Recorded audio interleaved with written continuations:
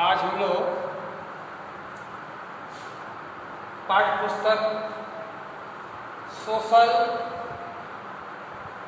And political life, ठीक है, सामाजिक और राजनीतिक जीवन, कक्षा 8 के भैया बहनों। इस पुस्तक से हम लोगों ने 3 पाठ को पढ़ा और चौथा अध्याय कानूनों की समझ। कानून, घर का नियम नियमावली, स्कूल का नियम नियमावली कानून, समाज में रहने का नियम नियमावली, स्वयं का कानून। स्वयं का कानून क्या है, पहले स्वयं से हम समझेंगे। क्या हमारे पास कोई नियम नियमावली है? क्या हम अपने घर से निकलते हैं तो रोड पर किसी प्रकार से चल सकते हैं? किसी को हम क्या कुछ बोल सकते हैं, कह सकते हैं? क्या हमारे पास कोई कानून का कोई नियंत्रण है? लेकिन न मानने वाले के पास कोई नियंत्रण नहीं। इस प्रकार से वास्तव में सरकार ने जो कानून के व्यवधान और कानून का समझ, ये 2 प्रकार की बातों को जो बताया, उसको प्रत्येक भारत के नागरिक को पालन करना चाहिए। हम परिवार में भी कानून का पालन करते हैं, किससे कैसे बोलना, किस प्रकार से व्यवहार आचरण करना, ये तमाम प्रकार की जो क्रियाकलाप है भैया बहनों, ये हमको परिवार सिखाता है, समाज सिखाता है, पड़ोस सिखाता है। और जो नहीं सीख पाता है वो समाज का असामाजिक तत्व बन जाता है। वही जो है क्राइम करता है, जैसे विकास दुबे की तरह जो है क्राइम करता है। फिर बाद में जो क्राइमर होते हैं, जो गलती करने वाला होता है, उसको तो दंड मिलता ही मिलता है। फिर बाद में वह इस दुनिया से चला जाता है और उसका परिवार भी दुख में फंसता है। इस प्रकार से मनुष्य के पास एक सामाजिक और आर्थिक और नीतिगत एक कानून होता है जिसको पालन करना होता है। परंतु आज के परिवेश में तमाम प्रकार के लोग इस पर ध्यान नहीं देते और हमें इस पुस्तक पढ़ने के बाद वास्तव में भैया बहनों, आप ध्यान से सुनेंगे तो पुस्तक पढ़ने के बाद वास्तव में हम जो क्वेश्चन लिखते हैं, आंसर लिखते हैं, उसको याद करते हैं। परंतु इससे हमको क्या मिलता है, यही हमारी सीख, हमारी जीवन का सीख है। इसलिए लाइफ रखा गया, इसमें लाइफ जोड़ा गया, जीवन से जोड़ा गया, पॉलिटिकल, सामाजिक और राजनीतिक लाइफ इसमें कहा गया। अब इस चीज़ को हमको समझना चाहिए। पूरे पाठ पढ़ते हैं लेकिन 2-3-4 क्वेश्चन इसमें है, तो क्वेश्चन याद करना, उत्तर लिखना, ये हमारी पढ़ाई नहीं है। तो आज हम लोग पढ़ेंगे, इसलिए पुस्तक हमको इस प्रकार की शिक्षा ही देती है। आज पढ़ेंगे कानूनों की समझ। ये पाठ में कैसे परिवार में असहमति होता है तो हम उसके प्रति क्या करते हैं।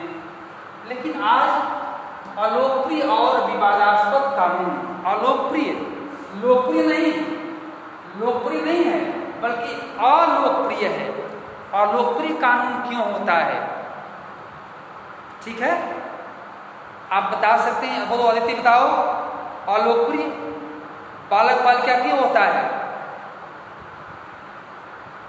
हाँ, कोई अच्छा काम करता है तो क्या होता है? लोकप्रिय होता है, ठीक है। हाँ, खराब काम करता है तो अलोकप्रिय होता है। उसका अलोकप्रियता किस में जाता है कि देखो भाई, वो तो बालक पता नहीं ये गंदा काम किया था, क्लास से बाहर निकाला गया और स्कूल से बाहर निकाला गया। ऐसा उसके साथ अलोकप्रिय घटनाएं होती हैं। तो सरकार, कभी कभी आप घर में भी ऐसा गंदा काम करते हैं, ढंग से गार्जियन की बात नहीं मानते हैं, आप घर के गार्जियन की निगाह में अलोकप्रिय होते हैं, तो गार्जियन क्या बोलता है कि इसको खाना नहीं दिया जाएगा, कल से इसको खाना नहीं दिया जाएगा, ये बाहर जो चाहे जो करे। ऐसी ऐसी दंड की प्रक्रिया में हम फंसते हैं। ये हमारी अलोकप्रियता है। इस प्रकार से सरकार, भारत सरकार जो कानून बनाती है वो कभी कभी जनता के लिए अलोकप्रिय हो जाता है। उसमें निजी सोच नहीं करती सरकार कि वास्तव में ये कानून बनाएंगे तो कैसे फलित होगा, कैसे इसका परिणाम क्या होगा। इस प्रकार से न सोच करके जो कानून बनता है, जो कानून पास होता है, वो क्या होता है, वो अलोकप्रिय हो जाता है। वो जनता किसी प्रकार से कुछ बर्दाश्त करती है और कुछ जो है आंदोलन करना शुरू कर देते हैं। उस कानून के प्रति वो खिलवाड़ समझते हैं और उसकी मांगे भगाने के लिए अर्थात उसको वापस करने के लिए फिर तरह तरह की व्यवधान समाज में सरकार के प्रति खड़ा होने लगता है। जैसे आपसे कहा जाए कि अरे भाई ये मोटरसाइकिल चलाने में, बाइक चलाने में रोड पर जो है ये बिना पास का, बिना हेलमेट का 5,000 रुपया दंड लिया जाएगा। अब इस पर ये बड़ा ग्राह्य नहीं, बहुत ही सोचनीय बिंदु है कि इतने छोटे काम के लिए इतना ले जाना, तो ये जो है नियम ये थोड़ा सा गलत लगता है। तो जनता जो है, अभी ऐसा कानून आया था तो अनेक पार्टी के लोग इस पर प्रतिक्रिया कर रहे थे। तो ठीक उसी प्रकार से कोई कानून जब हमारी सरकार पास करती है और वह जनता के ये रूप में वो पसंद नहीं है, उससे हानि है, तो क्या होता है, वो कानून विवाद में आ जाता है। ठीक है, उससे प्रति विवाद होता है, वह लागू नहीं होता और वो कानून अधिक दिन तक टिकाऊपन नहीं होता। इसी प्रकार से हम देखते हैं कि उस कानून पर आलोचना होने लगती है, ये कानून दमनकारी हो जाता है। उदाहरण के लिए नगरपालिका की सीमाओं के भीतर जगह के इस्तेमाल से संबंधित लोग क्या करते हैं कि नगरपालिका में सड़कों पर, बाजार में अगल बगल मार्केट लगाना, टोकरी रखना, ठेले रखना, ये नियम के खिलाफ है। और यदि इस पर अमल नहीं होता है तो लोगों को चलने में तकलीफ होता है। और इस प्रकार से ऐसे ऐसे व्यवधानों को कानून के तहत ला करके और जनता को महसूस कराया जाता है कि ऐसा नहीं करना चाहिए। इस प्रकार से लोग अपने रोजी रोटी, अपने रोजगार और अपनी सारे प्रकार के व्यवस्थाओं को उस कानून के प्रति पालन करने में लगाते हैं।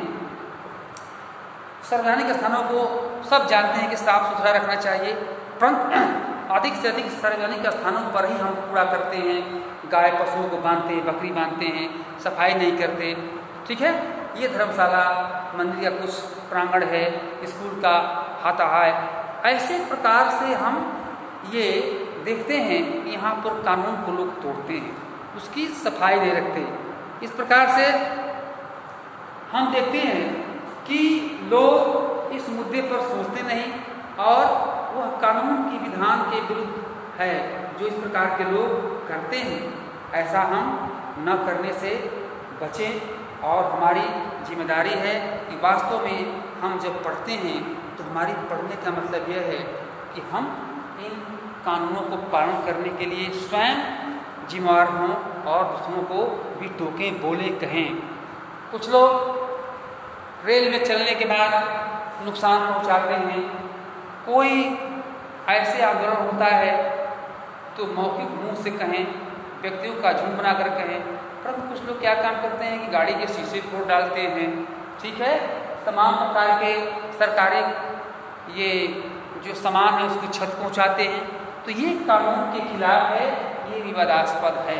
इस प्रकार से भैया बहनों, इस पाठ में हम लोग वास्तव में ये देखें कि ये हमारी पुस्तक इतिहास से हट करके, भूगोल से हट करके, ये हमें एक जीवन का एक पाठ पढ़ाती है, एक लाइफ का, जो हमारा लाइफ है, इस लाइफ में कैसे पॉलिटिकल, राजनीतिक, कैसे सामाजिक, कैसे समाज में हम कैसे रह सकते हैं, कैसे बोल सीख सकते हैं। ठीक है, ऐसे हमारी भावना विचारधारा को व्यक्त करने का, समझाने का यह एक जरिया है, साधन है हमारा ये पुस्तक। इस प्रकार से हम सोचें कि वास्तव में इस पुस्तक से क्या प्राप्त करते हैं, तो आप बहुत कुछ बता सकते हैं आज के पढ़ाई के अनुसार। इस प्रकार से हम इस बात को समझें कि कोई कानून कैसे विवाद में आता है। हम कभी किसी कानून को नहीं मानते हैं तो हम कैसे विवाद के घेरे में आते हैं। जैसे कोई आप स्कूल में ले लीजिए, कोई भैया बहनें ये वंदना के बाद, वंदना के मध्य जो है कक्षा में रह गया, एक दिन रह गया, 2 दिन रह गया, तो क्या होगा, वो कानून के विवादास्पद में आ जाएगा कि कोई बालक जरूर कहेगा कि एक भैया जो है कक्षा में वो रह जाता है, वो नहीं आता है। अब कोई चोरी भी होगा, कोई दूसरा कर लेगा तो उसी पर लगेगा कि यही था क्लास में, इसलिए वो विवाद के घेरे में आता है। तो इस प्रकार से भैया बहनों हम ऐसे स्थिति में न आएँ, और यही हमारा शिक्षा दीक्षा है और यही हमारा कर्तव्य है। इस प्रकार से चौथा पाठ आज हम लोगों को संपन्न होता है। इसके प्रश्नोत्तरों को आप लिखेंगे।